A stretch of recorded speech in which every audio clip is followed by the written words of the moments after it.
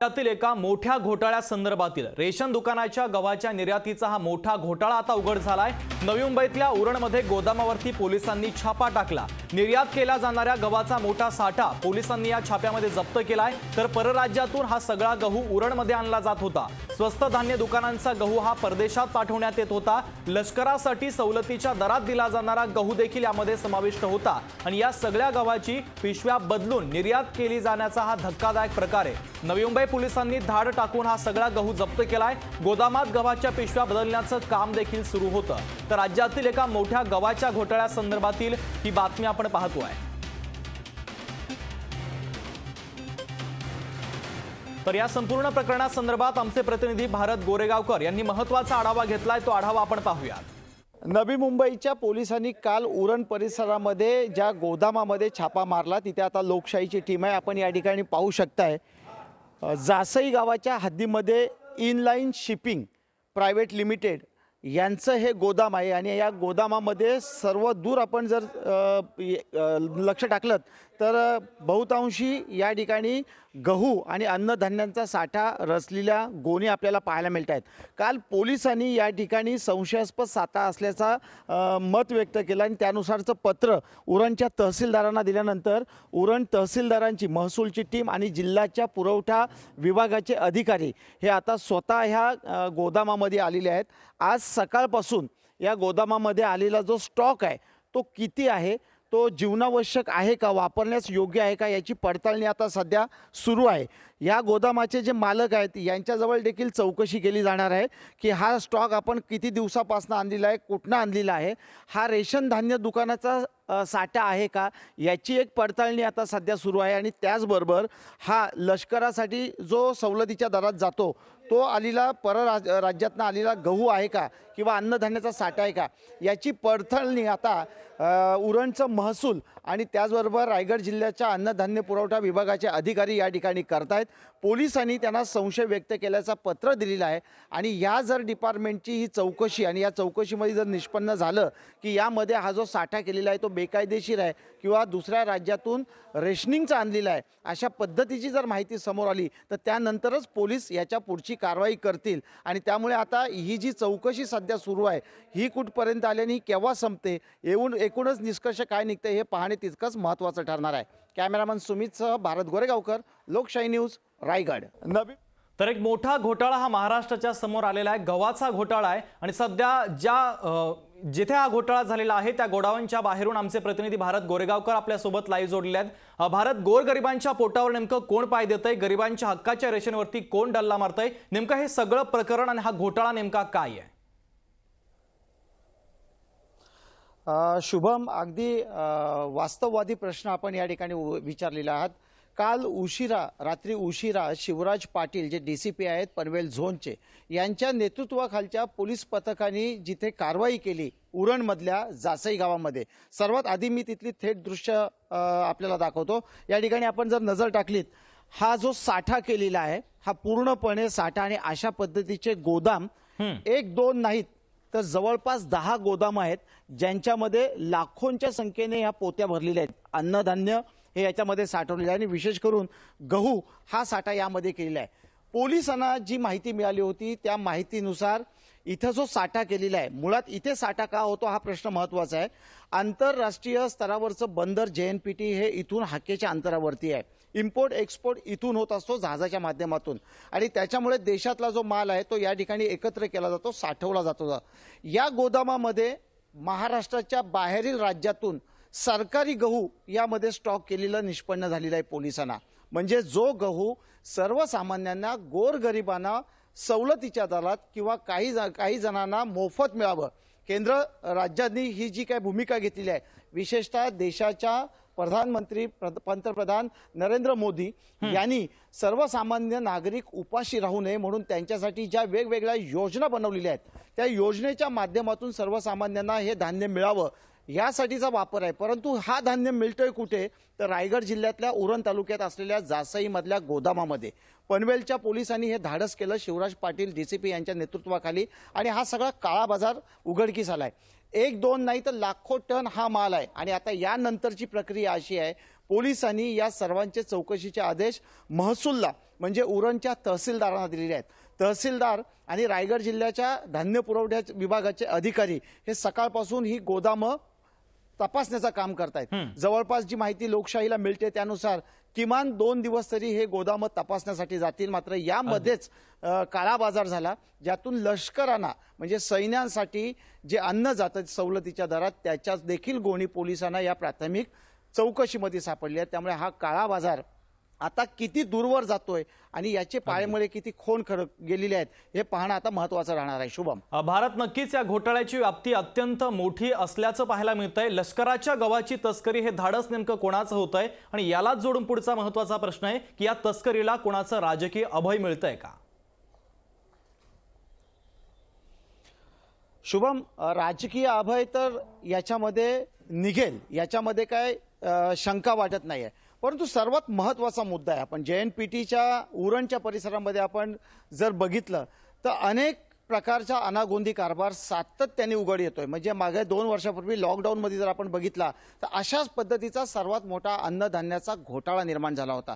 मग यासाठी जी शासकीय यंत्रणा कार्यरत आहे, विशेषतः ती केंद्राची असेल, ती राज्याची असेल, ती पोलिसांची असेल, पोलिसांनी छापे मारायचे आणि हा काळा बाजार उघड करायचा, हा कायमस्वरूपी JNPT परिसरामध्ये पोलीसच घेत असलेली मेहनत दिसत आहेत. मग यात्र याच्यामध्ये महसूलचे अधिकारी असतील किंवा जिल्ह्याचे अन्नधान्य पुरवठा शाखेचे अधिकारी असतात. मग हे अधिकारी काय करतात, यांचे कर्मचारी नेमकी कोणती भूमिका बजावत असतात, यांच्या विनापरवानगीने या ठिकाणी साठा होतो काय, हे प्रश्न अत्यंत महत्त्वाचे आहेत. जेव्हा परराज्यातला माल विदेशामध्ये न्यायचा आहे या उद्देशाने या मनसुबेने जेव्हा रायगडमधल्या उरणमध्ये आणलं जातं, गोदामामध्ये त्याचा साठा केला जातो, तर त्याची तपासणी केली जाते की नाही, जिल्हा पुरवठा विभाग नक्की काय काम करतो हे पाहणं या दृष्टीने अत्यंत महत्त्वाचं आहे. कारण हे श्रीमंताचं खाद्य नाही आहे, हे गोरगरिबांचं आहे. जे कष्टकरी आहेत, कामगार आहेत, त्यांना रेशनच्या दुकानावरती त्यांच्या रेशनिंग कार्डच्या आधारावरती जे मिळतं ते गोरगरिबांचा घास आज इथे चोरून काळा बाजार करून नेमका साठवला जातोय. तर अर्थातच याच्यामध्ये एकटे दुकटे दलाल नाहीत, तर याच्यामध्ये फार मोठी लॉबी आणि एक चेन असण्याची शक्यता आहे. फक्त आता सर्वांची मागणी एकच आहे की कोणत्याही परिस्थितीमध्ये या गोदामाची प्रशासकीय चौकशी पूर्ण झाल्यानंतर पोलिसांनी योग्य ती कारवाई करावी आणि यांचे हात कुठपर्यंत पोहोचले आहेत, यांना कोणाचा राजकीय अभय आहे किंवा याच्यामध्ये दलाल किती आहेत किंवा याच्यामध्ये भ्रष्ट अधिकारी किती आहेत, यांचा सुद्धा मागोवा सखोलपणे काढावा आणि यांच्यावरती कठोरात कठोर कारवाई करावी, असं सर्व पक्षीयांमधनं आता सूर पाहायला मिळतंय. शुभम, भारत या सगळ्या घोटाळ्यासंदर्भात एक महत्त्वाचा प्रश्न हा उपस्थित होतोय की परराज्यातून नवी मुंबईच्या उरणपर्यंतचा या गव्हाच्या तस्करीचा प्रवास नेमका कसा आहे?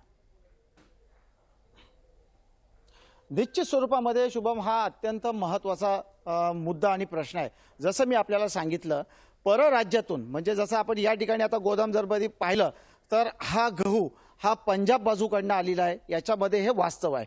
पहा, अर्थातच महाराष्ट्राची बाँड्री क्रॉस करून येणारा माल हा थेट 2 राज्यांच्या बाँड्री क्रॉस करून, जिल्ह्याच्या बाँड्री क्रॉस करून या ठिकाणी येऊन पोचतो, स्थिरावतो आणि त्याच्या काळा बाजाराच्या निमित्ताने स्टॉक केला जातो. धक्कादायक आहे सगळं. अन्नधान्य आहे म्हणून याकडे दुर्लक्ष केलं जातं का?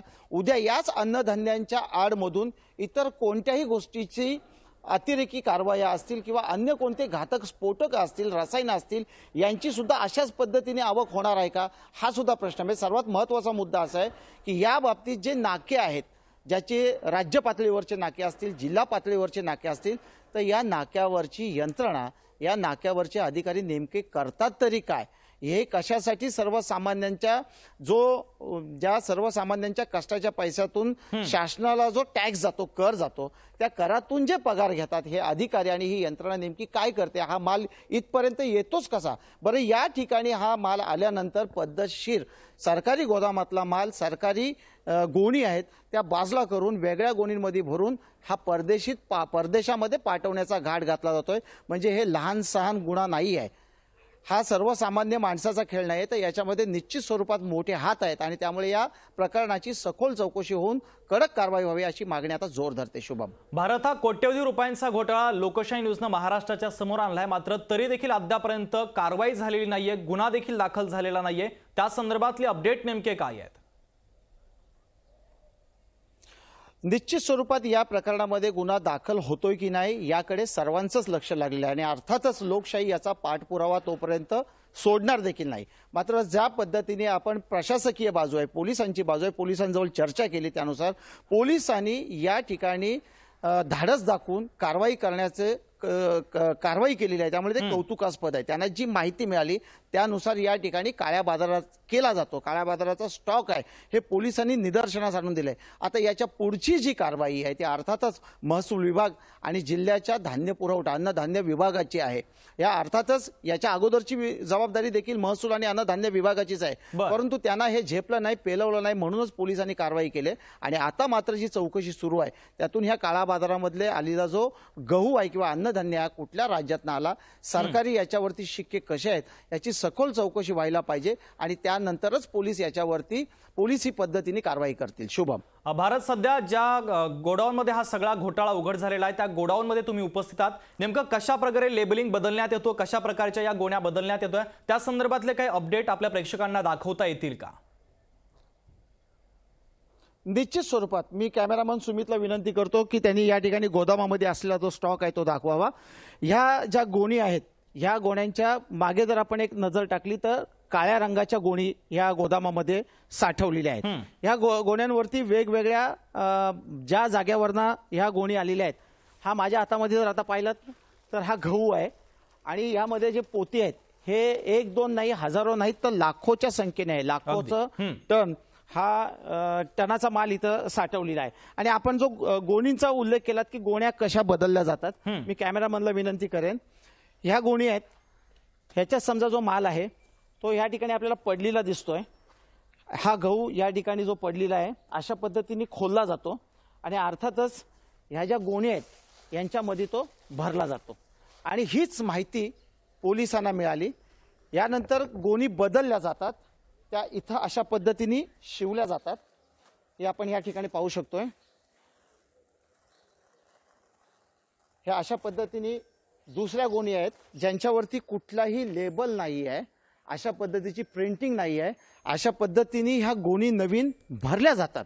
त्याच्यानंतर आवश्यक असेल ते लेबल ह्याच्यावरती लावलं जातं आणि अर्थातच सर्वांच्या समोर ते परदेशामध्ये पाठवलं जातं. इतकं काम काळा बाजार प्रामाणिकपणे या बंद गोदामांमध्ये शुभम सुरू असतो. भारत, पुढचा महत्त्वाचा प्रश्न की हा घोटाळा आता महाराष्ट्राच्या समोर आलाय. राजकारण्यांनी कोणती भूमिका घेणं अपेक्षित आहे, सरकारनं कोणती भूमिका या मोठ्या घोटाळ्या संदर्भात घेणं अपेक्षित आहे? जसं शुभम मी आता या ठिकाणी सांगितलं की केंद्र सरकार म्हणजे या देशाचे पंतप्रधान नरेंद्र मोदी यांनी वेगवेगळ्या योजना सर्वसामान्यांसाठी काढल्या. गोरगरिबांपर्यंत घास मिळावा म्हणून ह्या योजना आहेत. आता हा या ठिकाणी मी आपल्याला दृश्यातना लोकशाहीच्या माध्यमातून आपण लोकांना दाखवतोय. हा काय स्टॉक कमी नाही आहे, लाखोचा टन आहे. आणि हा जर का आता अन्नधान्य रेशनवरचा आहे हे जर का महसूल विभाग आणि अन्नधान्य पुरवठ्याच्या विभागाने सिद्ध केल्यानंतर आता खरं तर राज्याचे नवनिर्वाचित मुख्यमंत्री एकनाथ शिंदे खरं तर सर्वसामान्यांसाठी काम करणारे नेतृत्व म्हणून पाहिलं जातं. तर आता हा तो गोरगरिबांपर्यंत हा गहू किंवा हे अन्नधान्य पोचायला पाहिजे, हीच लोकांची सर्वसामान्यांची माफक अपेक्षा आहे. सर्व पक्षीयांच्या प्रतिक्रिया जेव्हा आपण पाहिला तर आता ह्या काळ्या बाजाराच्या विरोधामध्ये नवी मुंबई, पनवेल आणि रायगडच्या परिसरातून मोठा आवाज उठायला सुरुवात झालेली आहे.